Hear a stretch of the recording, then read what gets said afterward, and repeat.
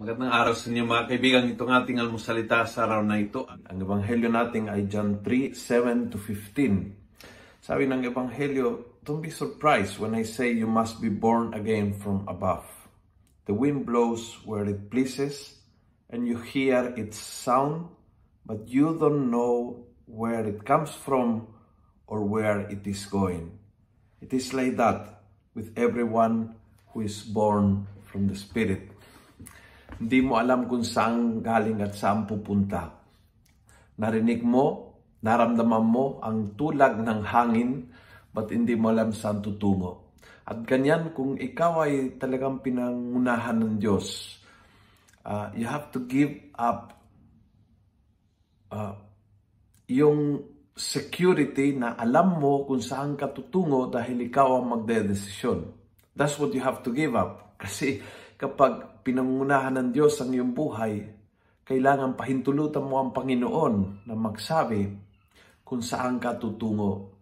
At minsan ituturo sa iyo, hindi naman masabi. So minsan hindi mo alam kung anong mangyayari, hindi mo alam kung anong kinalabasan ng ginagawa mo, hindi mo alam kung matagumpay o hindi mo alam kung bakit itong pagsubok dumating sa buhay mo.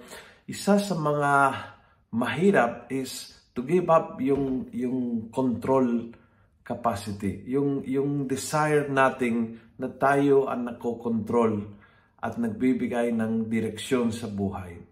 Kapag sumusunod ka sa Panginoon, kailangan bumitaw ka sa manibela at pahintulutan mo siya na siya ang uupo dyan. At siya ang magsasabi kung ano ang direksyon tatahagin mo, kung saan ka tutungo, kung anong mangyayari, alam ng Diyos. At alam nating na alam niya.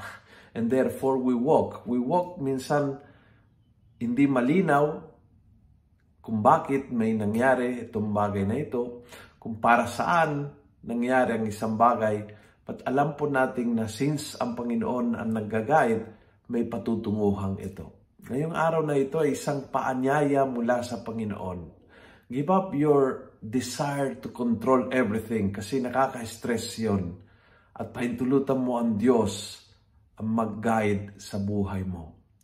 And you will find incredible peace kapag nalaman mo na ang piloto, ang driver, ang may hawak na maniwela ng iyong buhay ay hindi ikaw kundi ang Panginoon. And so, just sit and relax and the Lord will bring you to beautiful destinations. At kung nagustuhan mo ang video ito, pass it on. Punuin natin ang good news sa social media. Gawin natin viral. Araw-araw ang salita ng Diyos. God bless.